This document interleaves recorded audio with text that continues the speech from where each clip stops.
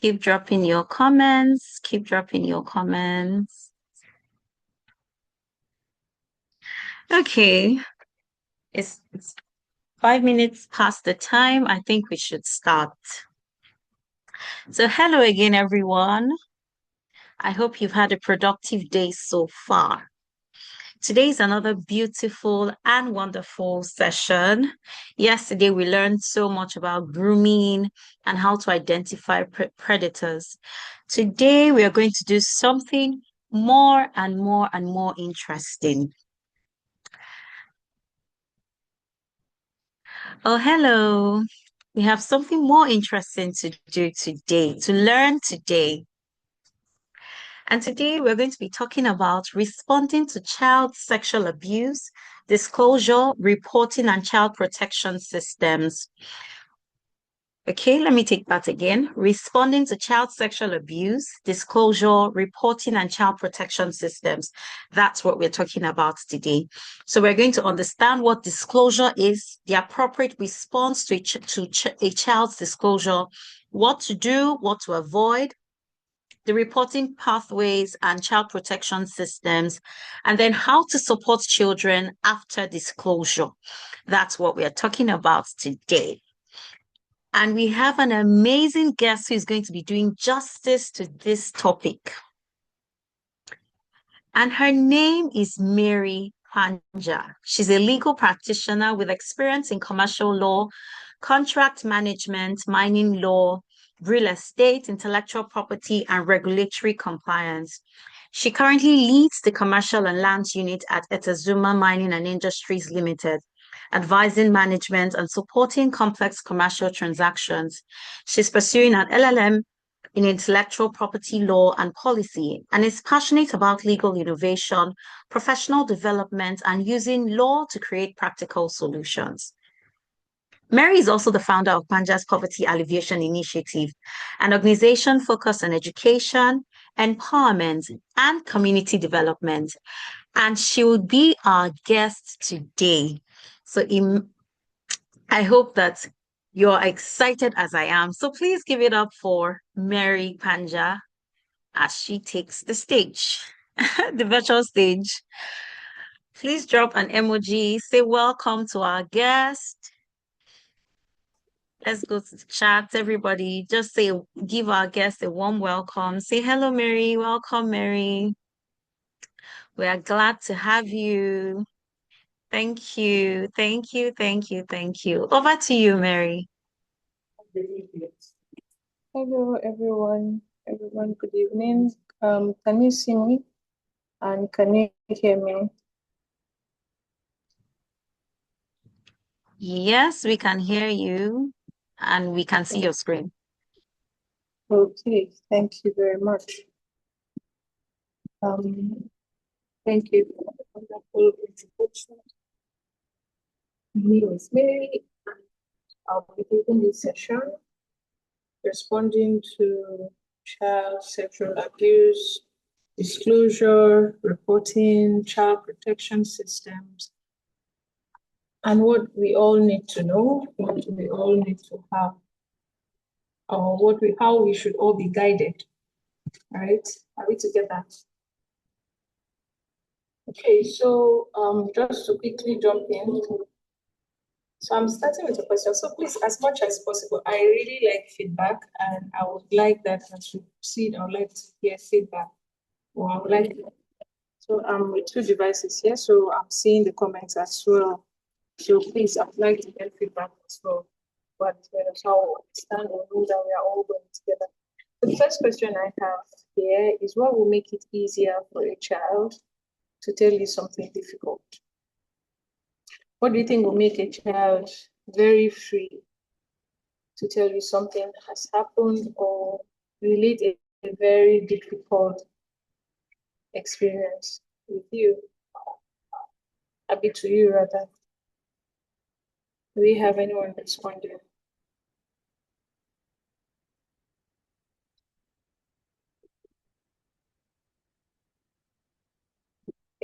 Okay, someone says your relationship with the child.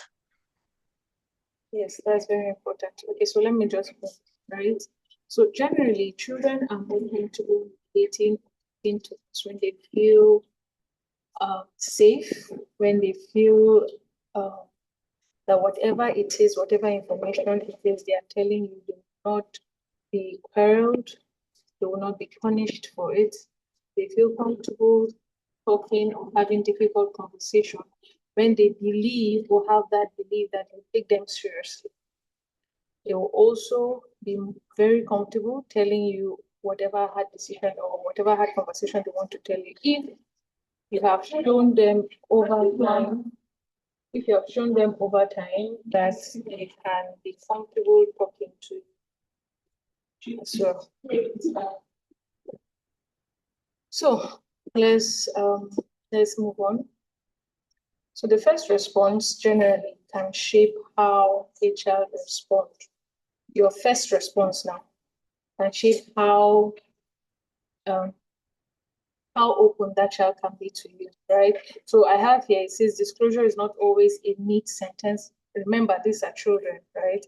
So it may not arrive as words, it may be behaviors, it may be drawings, it may just be hints or just withdrawal, like silence, that should make you start noticing or identifying that there is a problem you need to pay attention to. This child is having an issue you need to pay attention to, right?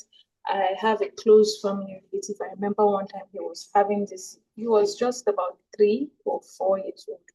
And I remember he was having this kind of, he was at some point molested by this nanny. And this, how we all knew was because he couldn't say it out. He wasn't, unfortunately, he didn't have the courage to say it out, but it was from the way he was behaving, how he was withdrawn, and from when you're trying to bath him and some areas you touch him and just cringe a little. And so that was what made us, something is wrong.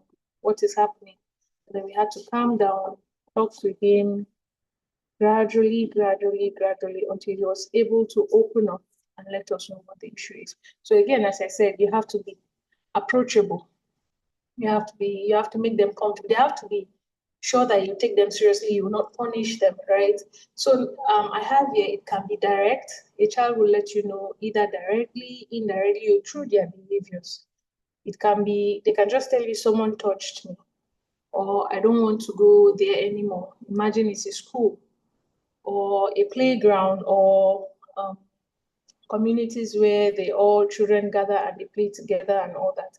So it can be, no, I don't want to play with, and you know that this is an activity this child loves to do a lot, but all of a sudden the child is withdrawing. That is a sign, right? Then withdrawal of fear or just an expression of fear as to, I don't want to join this, or you mention a person's name or you mention an environment and you notice a different behavior from the usual excitement that comes from that child. That is also a signal, right? So the adult's job here is not to prove the allegation, is not to interrogate the child, but is first of all to receive that information safely, protect the child, and activate appropriate pathways to safeguarding the child, right? So we move on to the next slide. It says why children may delay or disclose in fragments. Sometimes it's out of fear, right? Of punishment, disbelief, family consequences, or the offender. You know, sometimes we are, unfortunately, adults are sometimes a bit too harsh. And when a little child is trying to tell you about an issue or is trying to show you a discomfort or something, and the first thing is, why did you do it? Why did you go here? Or something. That child may be too scared to tell you, maybe too scared to, this is what happened, this is what this person did to me, this is what I experienced, or something like that, you get. So sometimes their refusal or delay or dropping just fragments of the information is out of fear, right? And then other times, it's grooming, right? Secrecy, gift threat, manipulation. Sometimes the abuser might have threatened them, sometimes might have Now, remember that these people are still in these children we're talking about, they're still in their formative age, right? They're still in their formative ages. And so it's easy to manipulate them because they really do not understand situations. They really do not understand what is going on. They really do not understand the environment. So it's easy to give them treats or threaten them or just manipulate them in just a certain kind of way, and they take it, right? Okay, so another one is dependence. Are we okay? So please, I would like to be seen at the comment section. Let me know we're all together, right? So dependence. The alleged offender may be a trusted adult or a caregiver. Now, remember the story I told you about my nephew, right? It was his caregiver, and this person was like she was always around. She was always someone that was with him, and they were all so fond of her. So having to really open up about someone like that took him a while because in his head he's still trying to understand, is this a bad thing? Um, did she do something wrong? Is this something that is considered wrong? But she's the one that, remember, this is a caregiver, so she's always around me. She takes care of me. Maybe this is not entirely wrong. There are still questions in their heads that they are yet to answer. So that might also be another reason. And maybe language or age. They probably don't know how to speak yet. They don't know how to properly express themselves. Sometimes it's loyalty or shame.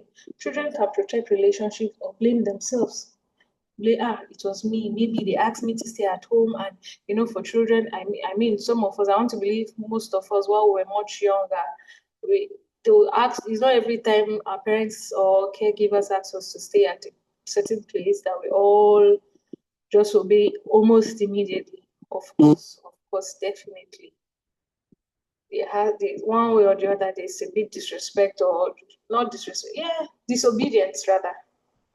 That we are not paying attention, we do not stay. So sometimes they may start to blame themselves. But they asked me to stay at home.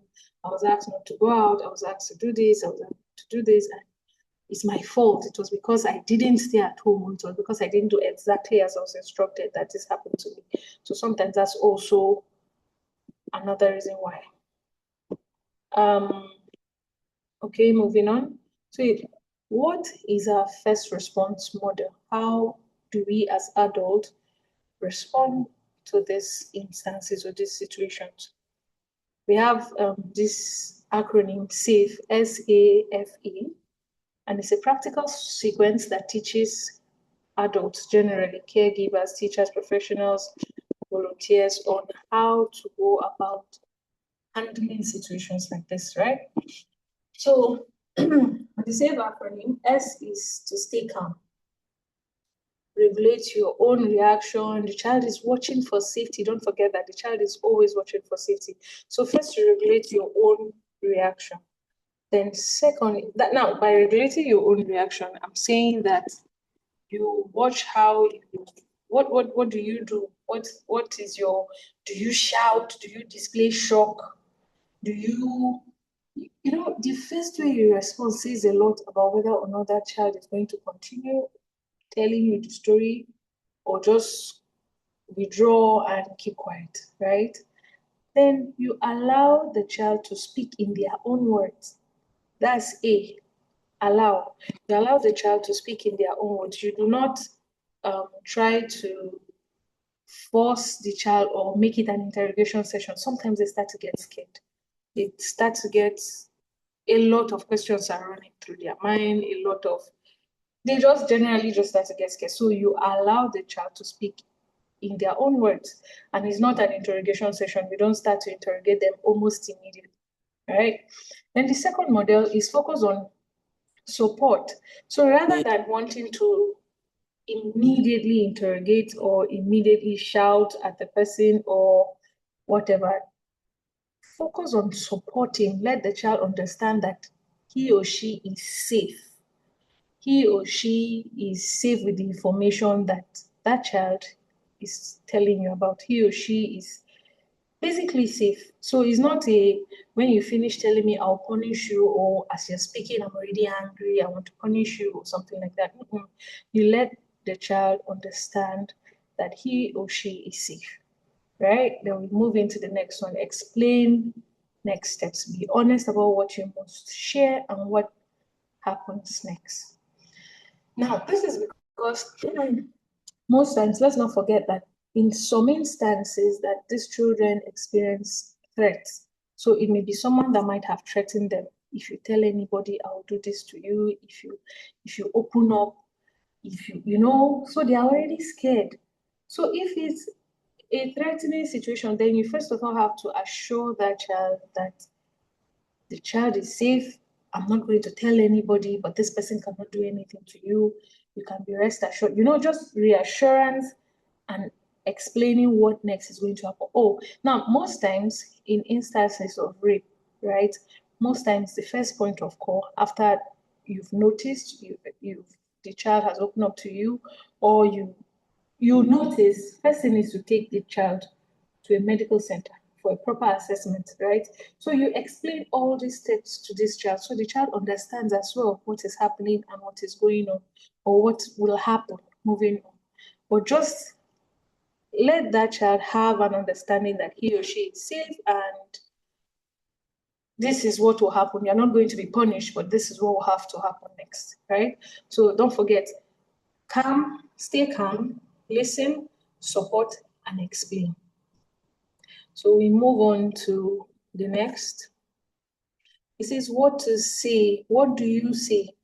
How do you respond to the child? What do you tell? So when a child or a baby, sorry, I'm tempted to switch this to a baby, but I understand that a baby might be a little bit much younger. So when you notice, what do you say, right? Helpful responses that will help. I'm glad you told me. I believe you. I'm taking what you said seriously.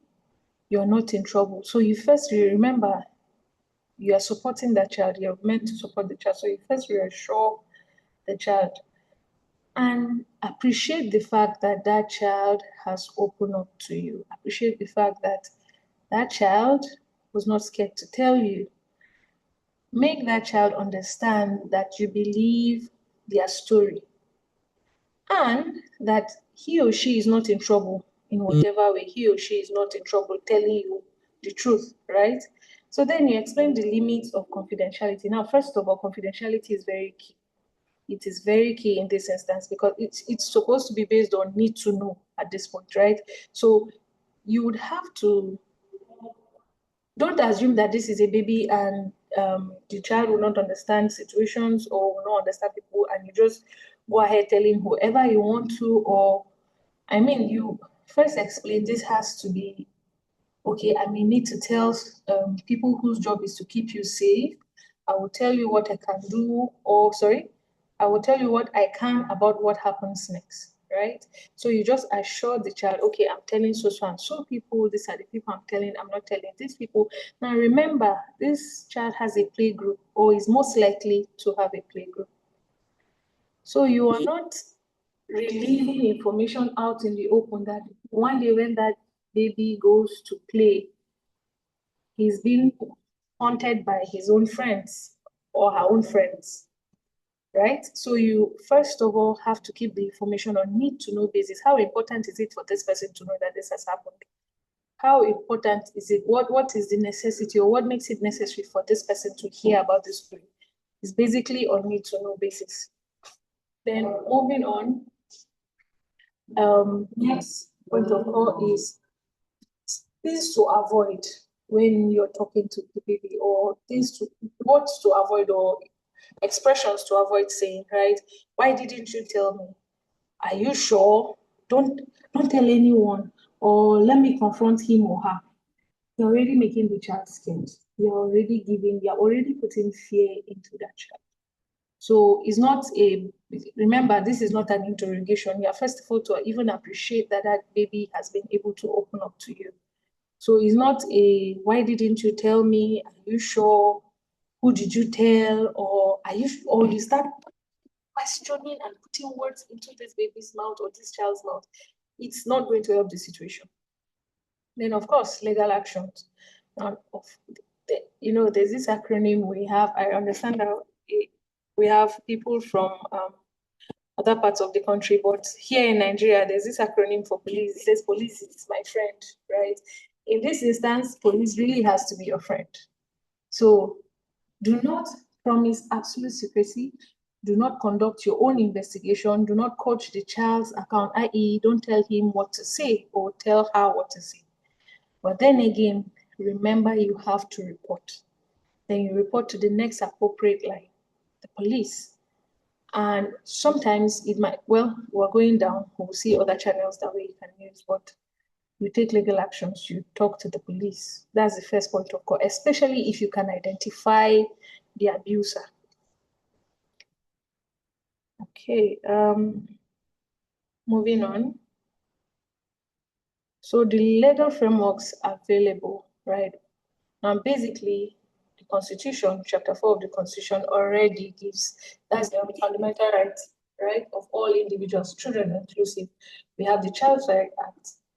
These are also sections that protect, or these are laws rather, that protect children, right? Section 11. I'm going to share, I'll share my slides after now, so we can all go through this. There is Section 11, Section 31 of the Child Rights Act. It's all protecting the children and these instances as well.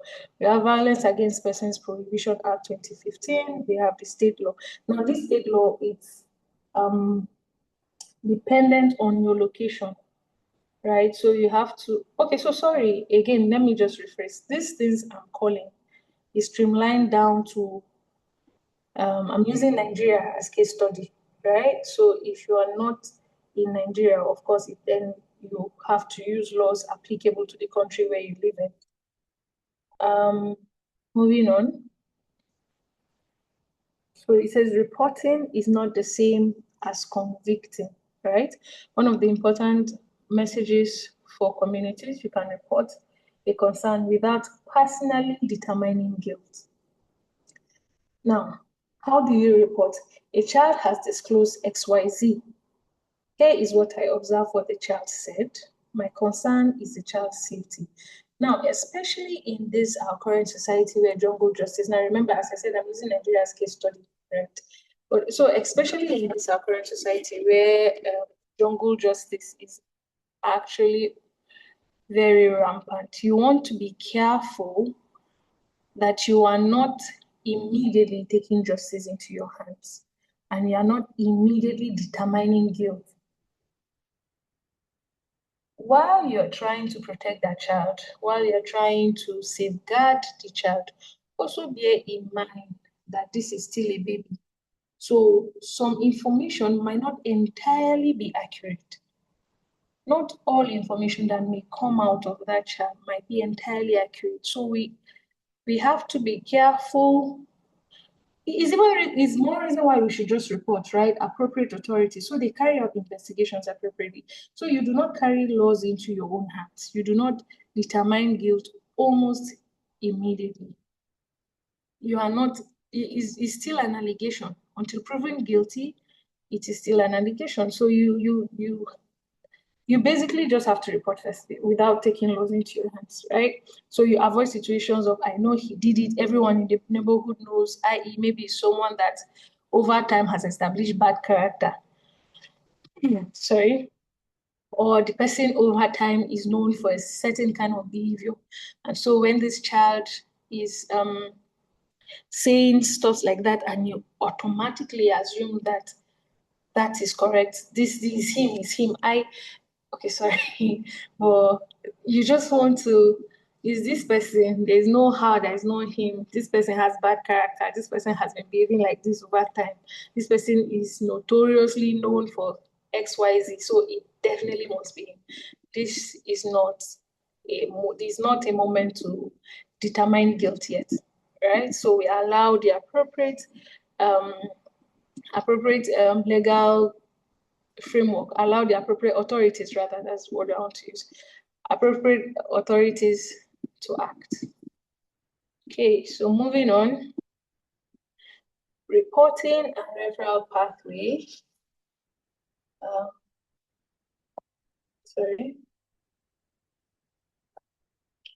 The protection chain, right? So safeguarding.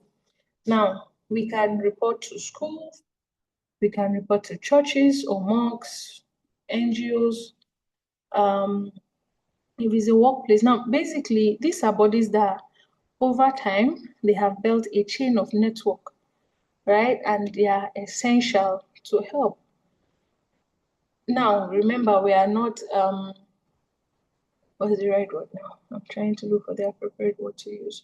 But basically what I'm trying to say here is that these organizations, these bodies have over time established some level of connection and networks that can easily spring into action immediately these issues are being identified.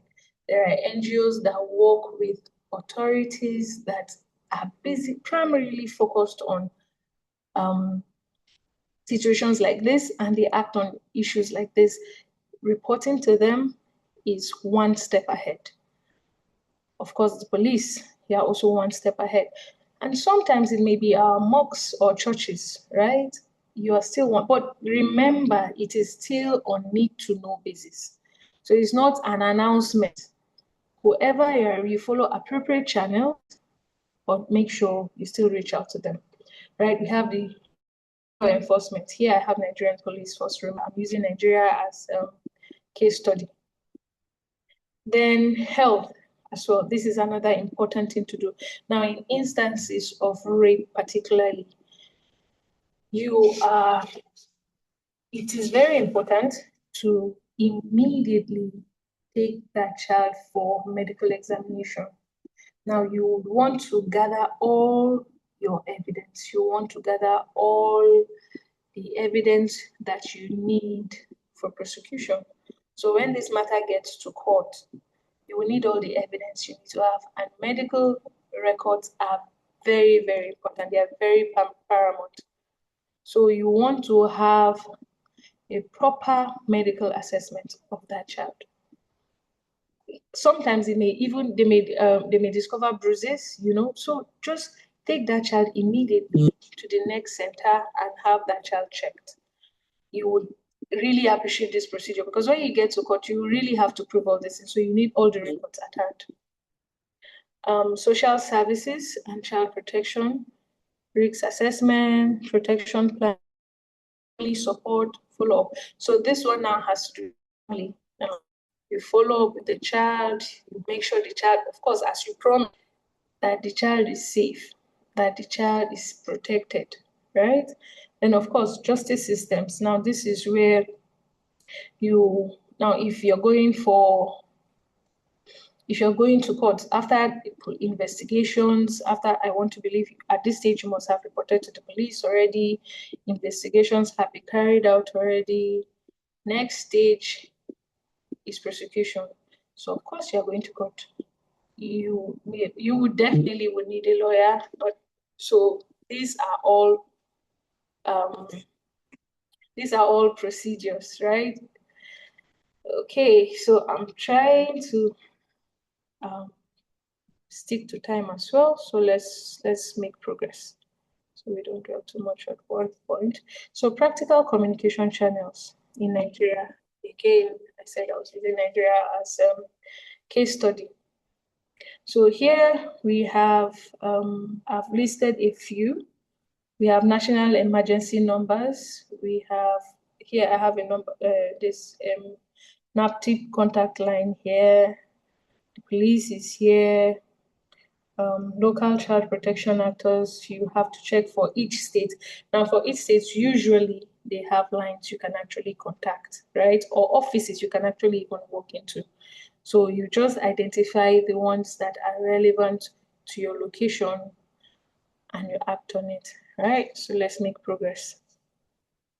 So what should a report chain contain? When you're making this report, how do you do it, right? Who is the child in question? Now you have to consider the age, the location, safe contact details where appropriate. What was disclosed or observe. That's, you have to record the child's words as closely as possible. So if you even have to record on your phone, or you have to take a pen and paper, whatever it is, but you have to record that child's words as closely or as accurately as you can. That will be very important as well. Then when and where did it happen? You have to.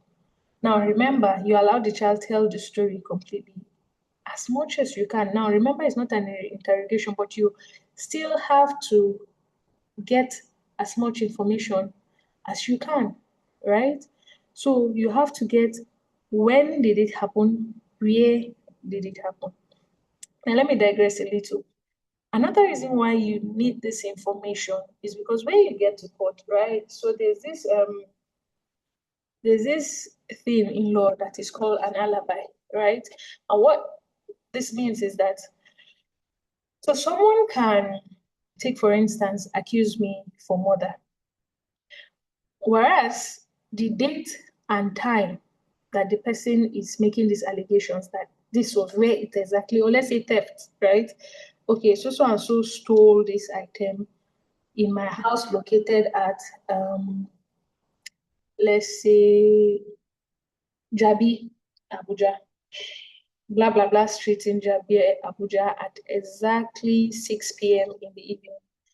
Now, you see that the when and the where is that at that time, at that location, alibi could mean that I was probably not even in town at the time. No, this person has alleged that I was in Abuja at Jabi, so and so street by 6 p.m. And I can prove that I was not in Abuja entirely, or not even in Jabi at that same time. So you need these details to prove, right? So you have to have this information. You have to gather all this information so that it will help you when you get to court. How to prove that this actually occurred at this place at that particular time. So who is the alleged offender? The person's relationship to the child. Is it a neighbor? Is it a stranger? Is it a caregiver? Who is the alleged offender? All right, moving on. What has already been done? Medical care, have you separated? If it's a caregiver, have you separated that child from the caregiver? If it's in a school, have you reported to the school? Have you, what action has been done already? These are things you need to document and you need to put in when you're making these reports, right? What does the child need right now? What that child needs is safety, medical care, psychosocial support, always assuring that child that he or she is safe, he or she is protected, right? And of course, safe accommodation. Now, mind you, so I put here that note, keep original messages, files where relevant. Do not edit, crop, forward widely, or post alleged abuse material online. Now, this is to also safeguard you from, okay, there's this Hausa proverbs that I don't know how to put it, but what it's trying to say is if you don't know how to catch a thief will catch you, right? So basically, when you go online and start making publications against someone for a matter that has not yet been tried or a judgment being given on, it can backfire on you. You can be sued for defamation, right? So it's not, remember, this is still on need to know basis. So you don't immediately start posting online or making allegations online without first of all proving and trying the entire matter. Okay, so moving on. So child protection is a system, not a single office. So basically, everybody, all these people involved in protecting the child, the basic purpose is to ensure or have the child's best interest, right? The family, the school, the police, the health, social services, everyone, you should have it at the back of your mind that everyone is working towards the child's best interest. What is the best interest of the child at this moment? what will best serve the child at this moment. That is one thing we should all have at the back of our minds whenever we're pursuing issues like this. Right, so moving on. Okay, so this is supposed to be an interactive session, and I really hope that we get responses from this, right? So having said all this, right, imagine a 10-year-old says quietly, I do not want to go to Uncle T's house anymore. He does things I do not like. Please don't tell mommy. As an adult, what is the appropriate response you're supposed to give? Is anyone willing to try?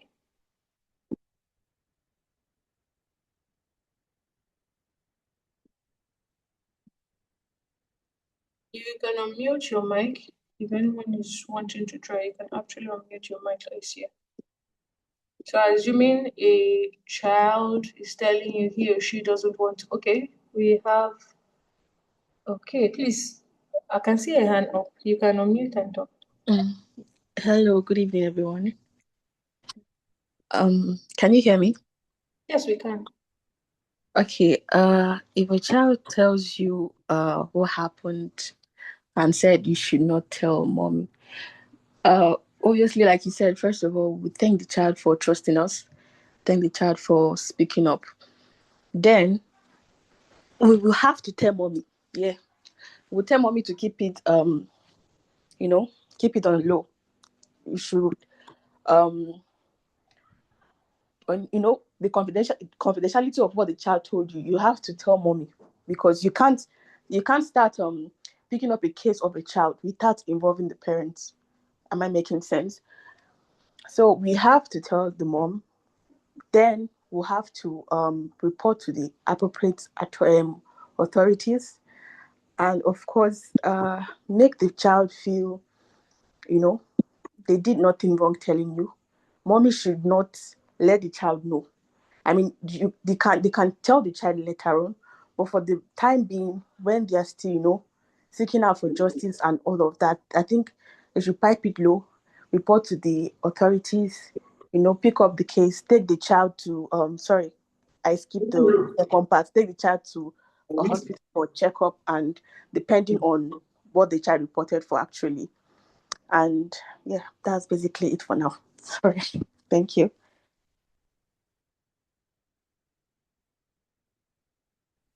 Okay, thank you very much. I'm seeing one here from Ifeanyi. It says, make them feel comfortable to share why they aren't comfortable around Uncle T. Thank you.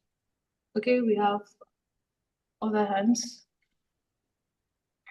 Okay, let me try to full my screen so that, okay. Yes, please, you can. How many people's hands are up? Okay, Naomi.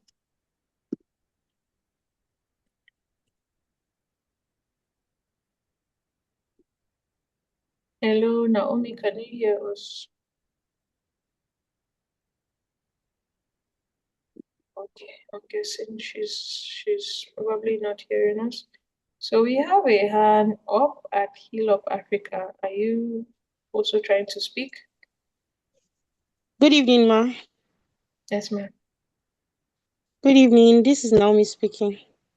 Okay, okay. I don't know if you can hear me. Yes, we can hear you. Okay. As an adult, so first of all, thanks for this wonderful insight. Really appreciate. Well, if a child comes to me as an adult, and or a child tells me that he or she does not want to go to a particular uncle's house because of that uncle does things that they don't like, I think first of all, I should stay calm and listen to that child privately. Maybe ask questions like, can you tell me what happened? I can ask that child, can you tell me what happened in uncle's house that makes you uncomfortable? Questions like that can make the child to speak, and without interrupting that child or judging that child. And also, I will not be quick to dismiss my concern, or saying things like, he's your uncle now, so you must do this, or I should not be quick to dismiss that child. And also I can ask gentle questions and find out why that child or that thing is happening to that child. Find out whether the issue is something that is relative to minors or something that can that is more serious. And if the child reports something that is unsafe, if the child is reporting something that is not that is safe, I should be able to undo it. But if the child is reporting something that is not safe to that child, then I will interrogate the child the more, make them more comfortable with me, then confront the uncle if possible, listen. If there's anything I can also do, if I see that the problem is actually from the uncle, I think I should report to the appropriate authority for them to take proper action. Thank you. Thank you very much. I think we've really said it, right? Trying to know or identify why, okay, we have Shaky, Yimi, Zephaniah. I think that's the last person we'll take before we move on. Good Yes, Ma, you evening. can unmute your mic. Good evening. Good evening. Thank you for this opportunity. I could see underlined words here for me. First, the child, and then secondly, the abuse that has been going on already, because he says the things the uncle does to him. And then thirdly, the relationship between the child and the mother. For a child to say, "Don't tell mommy," it means there's an underlying relationship, there's a barrier between the child and the mother in question. So first of all, I mean, with your slides that has been going on, first, we have to appreciate the child for coping up, trusting us enough, trusting me rather as the adult enough to want to tell me something like that. It means there's a relationship there already. And also ensure the child that he is safe, he or she is safe, you know, with or that information is safe with me. Since there's an instruction, do not tell mommy. Probably the mother is going to freak out or probably take it the wrong way. For a child to say that, it means he or she understands how the parent is going to react to it.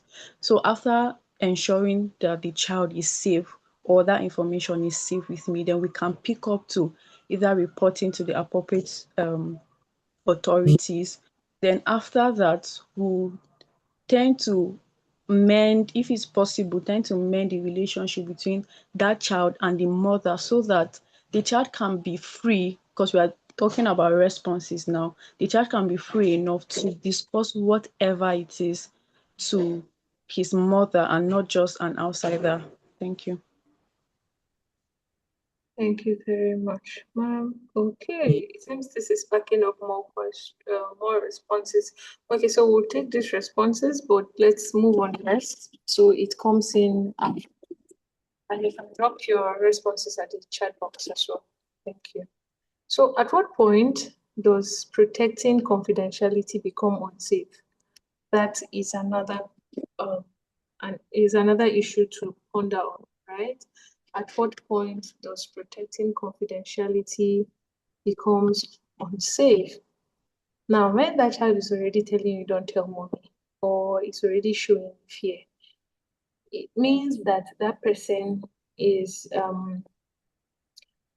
there's a problem already. There's an abuse somewhere, and that person is either harmed. In fact, already is harmed, right? But it becomes unsafe to keep it when that person there's an immediate danger that will keep happening. That person, there's no separation yet between the child and the abuser, right?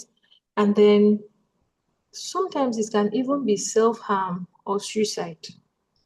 We really do not know how fast our minds can go, right? So When you realize that all these other issues are at stake, it's really, really bad at this point to make it confidential.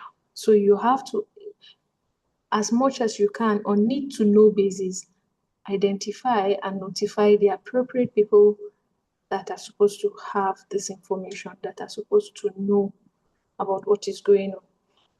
When there's a physical, sexual, or emotional abuse, of course, as I mentioned, self-harm or suicide, right? Or being abused, or they are in immediate danger, it becomes very necessary at this point to actually notify the person next in line. Yeah, so we're moving on. So yeah, we're wrapping up already. So what to remember basically, right? You stay calm, you allow their speech, you focus on support, you explain the next steps. So these are what to do, right? You listen without interrogation, you reassure.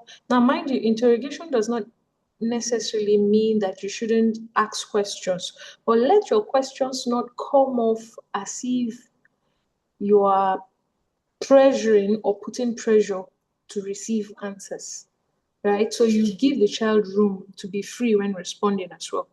So reassure without making promises you cannot keep.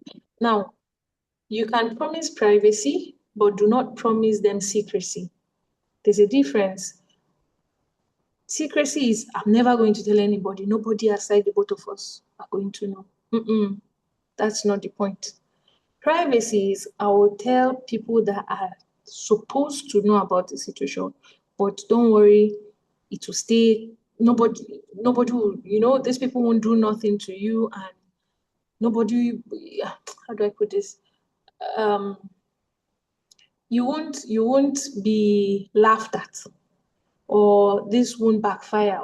I don't know, but definitely I believe you understand what I'm trying to say here. So you are not promising secrecy, but you're rather promising privacy to the child, right? So you assess immediate safety, you record accurately. Remember, this is where your hospital records comes in. This is where recording the child's statements as closely as possible comes in as well. So you report or you refer promptly. Report to the police, report to NGOs available that handle issues like this, report to the nearest safe community that can actually help make progress. You keep the information on need to know basis. If it's not necessary for this particular person to know, or this group of people to know, you really do not have to share that much information to them. It's just on need to know basis. Why does this person need to know? How can this person help? When you're able to answer this, then you know whether or not you should let that person know, right? These are things to avoid when having these difficult conversations with them. Do not blame or shame the children. Don't demand proof. Okay, this person did this to you. How? Show me where. You say he tore your clothes. Where? Let me see. Why is your clothes not torn? Why am I not seeing it? You're not asking for proof. You are just listening and getting as much information as you can. Don't confront the alleged offender. Do not confront. If you haven't reported to the appropriate bodies, do not take laws into your hands by confronting. Now, you have to do your due diligence properly first before you want to confront anyone. So your next or immediate line of action is not to spring into confronting the person. In some instances, that person might actually, now let's assume that that person has threatened the child. The person might actually carry out that threat, and you're putting the child even in more harm. So do not spring into a confrontation immediately, right? Wisdom is profitable to direct. So do not Hello, speculate sorry details. to Sorry. cut you. Our time Okay. is fast spent so that we can have time for questions. Please Oh, help us okay. round off. Okay. Thank you very much for the notice. I think this is even the last time. Don't speculate details. Don't coach or repeatedly question the child. Don't delay because you are not sure, right?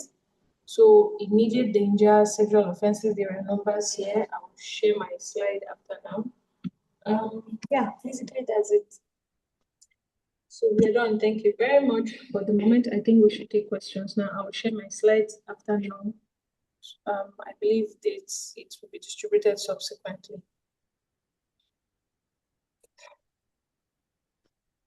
Thank you. Thank you. Thank you so much, ma'am. Thank you. I'm sure every one of us here has learned one or two things. Please, let's put our hands together for our guest. Thank you. Thank you. Thank you. Thank you. So if you have questions, please drop it in the comments. I think there are already some questions that have been dropped. So let me just read through some of them. We'll just take a few questions because our time is fast spent. Okay. So Abdullahi is saying, can you tell me a little bit more? Okay. I think that was when he was responding to the question you asked. So let me read from Joshua. It says, protecting confidentiality becomes unsafe the exact moment there is a risk of harm or abuse to a child. When a child faces physical, emotional, or sexual harm, any disclosure or suspicion of abuse voids confidentiality promises. Gently explain that you must help keep them safe, which means telling someone who can help. I think he was also responding to the question that you asked. So please, if we have questions, please drop it in the comments or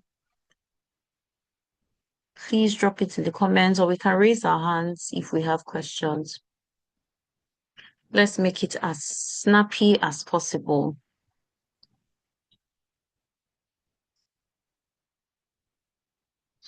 Okay, Clemens, please ask your question.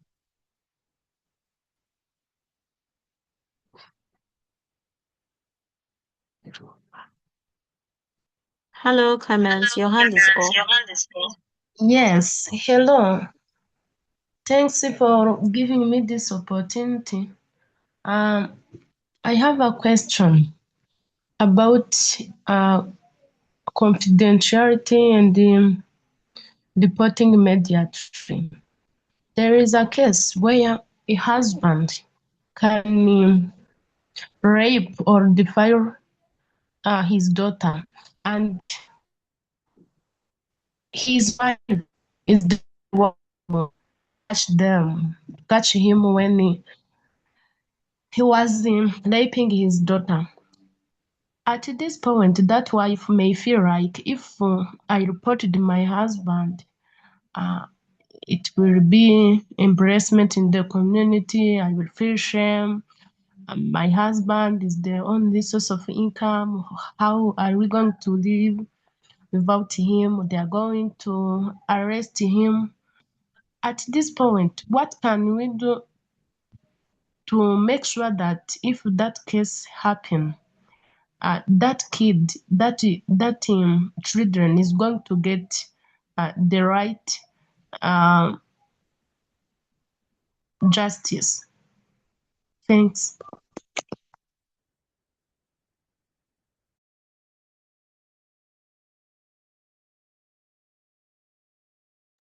Okay, sorry. Hello, ma'am. Your line was breaking. Let me rephrase your question to be sure we are on the same page. Are you asking whether or not one should report? I think I heard when you said a woman has a husband who has molested her child, and whether or not the person should go ahead to report. Is that what your question is saying? Yes. She was No, asking if okay, go ahead, please. I said that woman may not feel ready to report his husband. He may feel that if I report my husband, it will be an embarrassment in the community and we are not going to survive because he was the provider of the family. And she ended not reporting the case. the child continue with the same situation, they start an argument in the family, or that husband may even ask for forgiveness, but the child has been raped, has been abused, and not got the justice. She didn't get the justice. They let it go like that. And what can we do to make sure that if those cases happen, those families, those cases in the families, if it happen, the wife or the husband will be ready to seek for justice of their kids. Okay. So you see, the unfortunate situation here is that the mother is unfortunately considering, should I say, means of livelihood. So apparently, from your question, the father is the only breadwinner, and because of that, that has made the mother refuse to take action. But you see, the painful part of this is the fact that many years down the line, that child will grow up. Many years down the line, that child will blame the mother and the society that has failed him or her, right? So it is, so first off, to avoid this moving forward, generally as individuals, as women, we are all encouraged to have,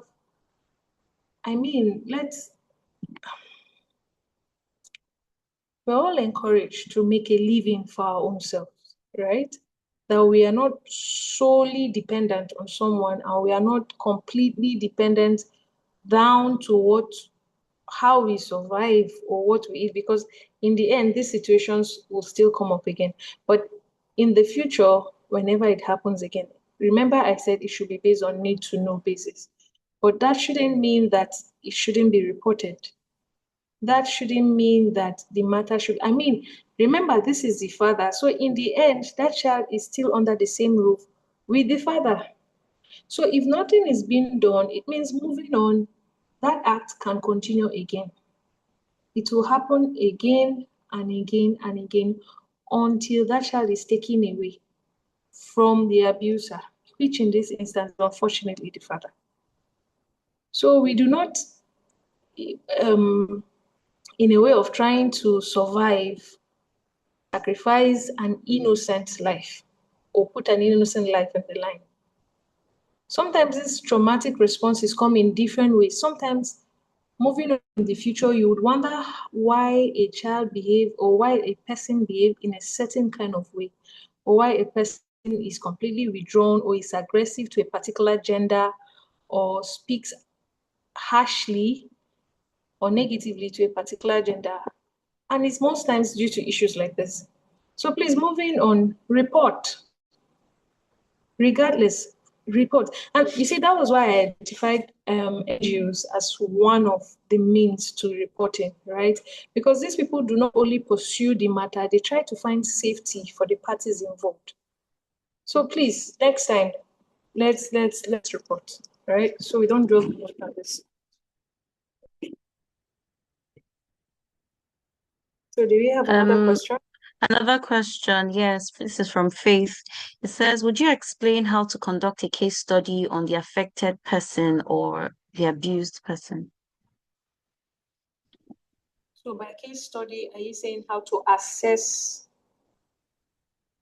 the situation or how to assess the individual? Is that the question? And she just says to explain how to conduct a case study on the affected person or abused.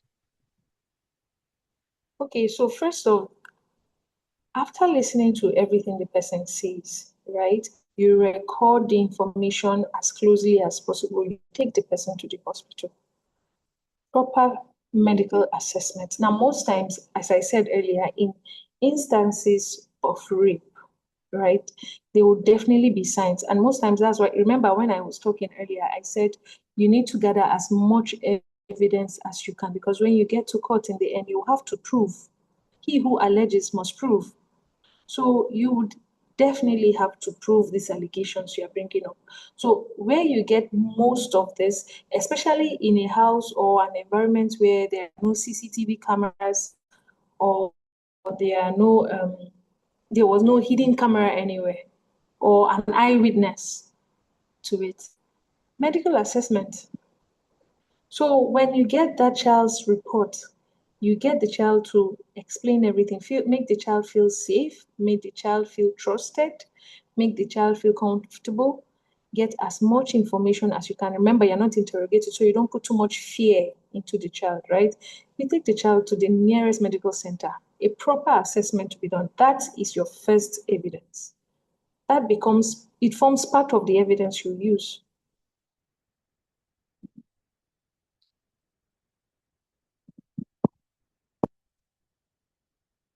I believe we've answered that question.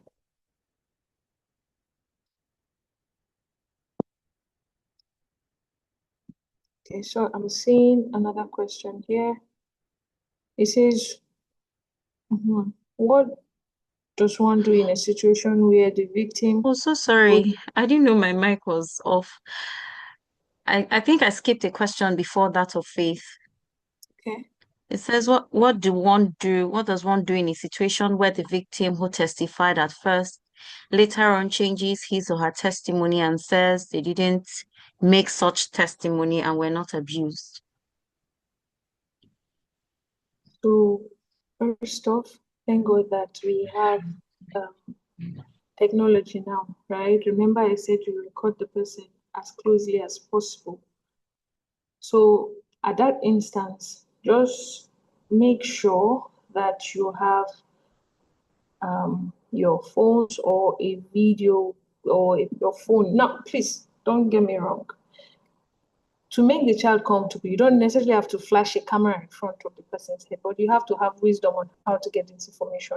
Now, don't get it twisted, right? A child can tell you a story XYZ, right? And maybe you go to the police, the child is starting the story from ZYX. Or the stories. Don't forget, when you go to some of these authorities, because of the number of people there, because of the way the questions are coming, that child may feel scared or intimidated. Doesn't mean that the truth does not exist.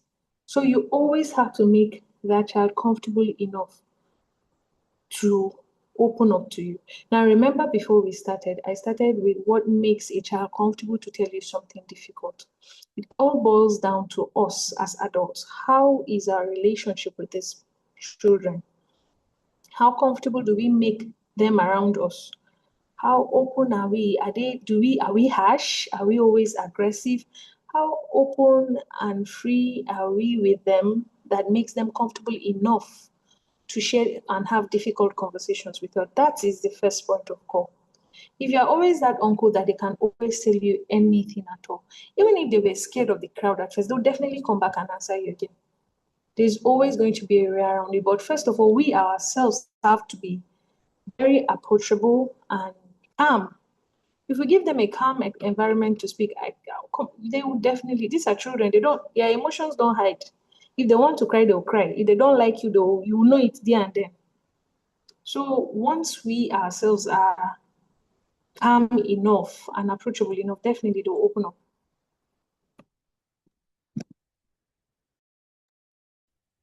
Okay, thank you so much. Let me take another question. It says, given the vulnerability and malleability and potential suggestibility of child witnesses, how should evidence law balance the need to scrutinize the reliability of a child's testimony, where they need to ensure that these vulnerabilities do not become a barrier to justice in sexual abuse cases?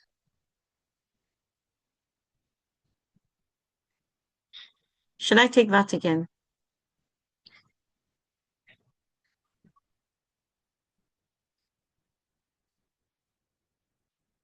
Hello, Mary. Should I take that again? Sorry, I didn't know my mic was muted. Yes, please go ahead.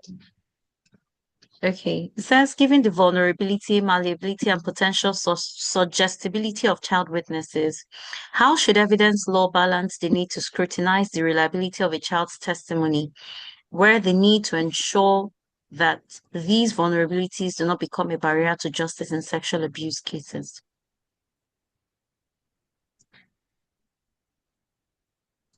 So in summary, I would say that we have to carefully examine the situation, right?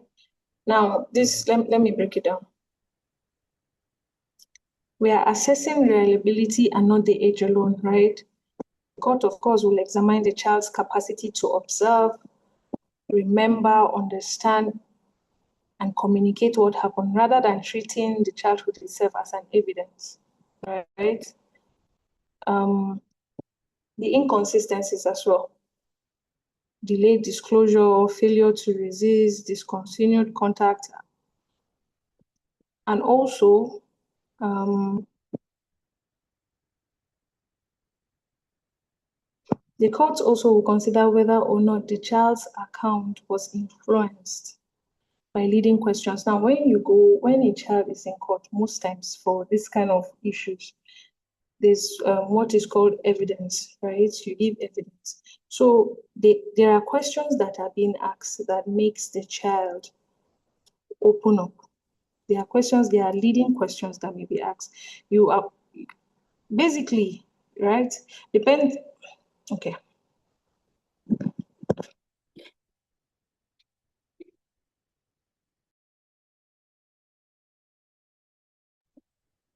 Sorry, can anyone hear me? Yes, we can. Oh, sorry, didn't know I was muted again.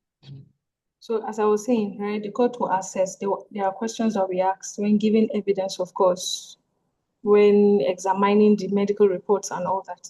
So basically, there are many tests that the court puts in place. Now I'm using court because, the question here, let me check the question again. It's basically talking on the evidence given, right? So of course, there are many tests that it will go through. Aside the medical evidence, there will be testimony given by the child. And of course, in the end, before someone becomes a judge, generally, it's not a child that is sitting there. So there's wisdom also employed as well. Have I responded to your question? I believe so. Okay, we'll just take 2 more questions before we end the session. Shirley, your hand is up. Please ask your question. 2 more questions and call it a day. Good evening, everyone. Thank you so much for this session. I'm really grateful. I already dropped my question on the comment section, but maybe I will just say it. So, after the whole case of reporting and everything, my main concern now is on the child's mental health. After the case is being reported, what happens to the child psychologically? Like, those agencies we are reporting to, do they have any long time child care, like supports, coping system, or anything that can help that child be a healthy adult in the end of the day? So that's my question.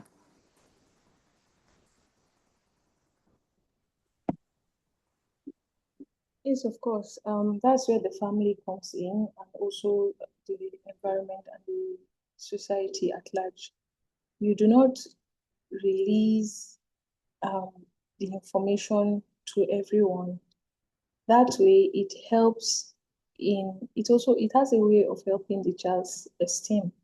When the child is aware that it's not the whole world that is aware of it. And of course, as adults, you have to constantly reassure that child that he or she is safe, that he or she, the information is safe, he or she is not their fault. There's no punishment coming.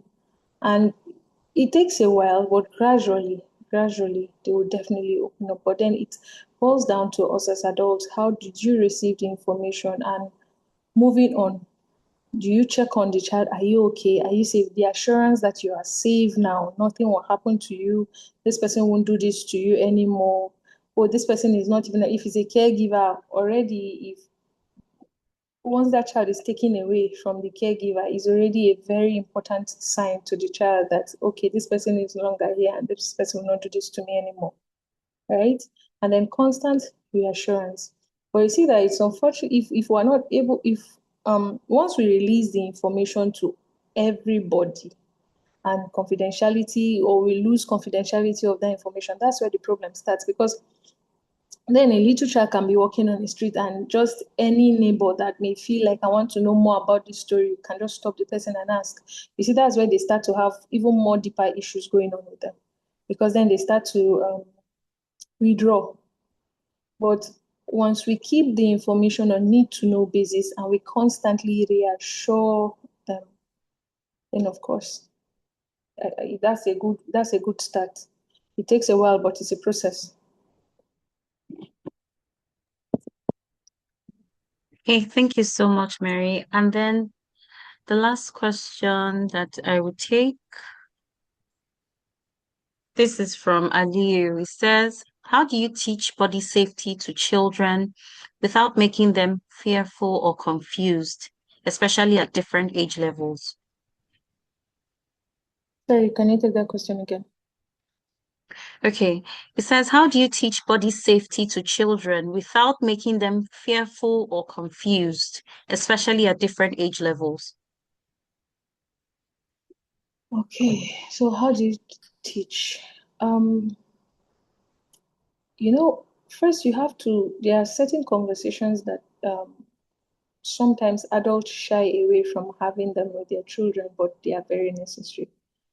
So once you have those conversations first with your children or the child in question, before society starts to teach the kind of responses that child should take, you would already be putting ideas in the person's heads on, okay, this is what should happen, this is what should not happen.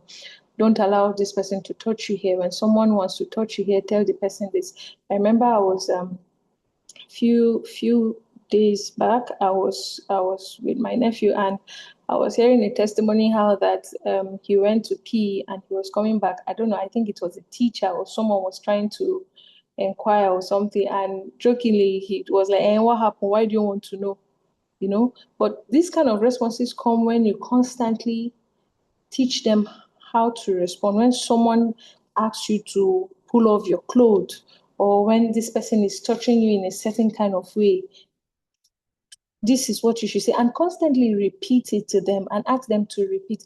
When you are, when this happens to this person, this is what you should do. When so and so happens to you, or when this person is touching you in this kind of manner, or when this person is doing this to you in this kind of manner, this is your response. Do you understand? Okay, tell me, let me hear. What did I say? And then the person repeats it to you, correct. Next time you try, okay, do you remember what I said you should do when so and so? Okay, so what will you do? Constantly repeating it and teaching the child at different levels. These are conversations that we'll be glad that we are the first people having it with them, rather than releasing them out to the society to teach them. Because sometimes, we may end up regretting the lessons they're picking out there. So we are the first teachers. We are the very first teachers. When this person touches you this way, this is what you should do. When this happens, report to this. If you are in the school, you tell it to your teacher. And if it is your teacher that is touching you, come home and tell me. Make it very, very comfortable. So they can always remember when they come back from school or wherever, what happened today? Did this happen? What happened? Just me. We should create time to even just listen to them, whether or not what they are saying is relevant to us. Let's just listen. Sometimes we'll pick things that we will not even believe we're hearing from them. But it's how we interact with them that helps. Exactly. Thank you so much, Mary. Thank you.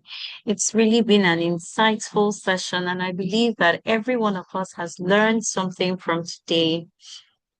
Thank you. Thank you. On behalf of Heal Up Africa and every participant, we want to say thank you to you for your time, for your wisdom that you've shared with us this evening. So everyone, I want us to drop a thank you for Mary in the chat. Say thank you to Mary, drop an emoji, drop a comment saying thank you to Mary. Thank you so much. Thank you, thank you, thank you. Thank you. Thank you so much. Thank you. I have learned so much, and I'm sure every one of us has something that we're going home with. We're taking out of the session today. Thank you so much. I also want to thank all our partners, our volunteers, the organizing team, and you, the participants, most especially. Without you, there would be no session, there would be no meeting. This would not be possible without your presence. So thank you very much for joining us for this session. We started yesterday, we've continued today, and we're also going to continue tomorrow. And yes, Mary, they're requesting for your slides and the comments. We'll find a way to get that across to everyone in the group. Okay, thank you very much. Thank you, thank you, thank you. Just a quick announcement. We'll continue again tomorrow. The session ends tomorrow. And it will be by 12 West African time. But for all of us in the group, we'll still drop the follow-up information for that. And I want to just encourage every one of us to complete the evaluation form at the end of the session. Okay, that will be sent across to us as well in the group. Thank you very much, everyone. And I hope to see every one of us again tomorrow at 12 West African time. Enjoy the rest of your evening.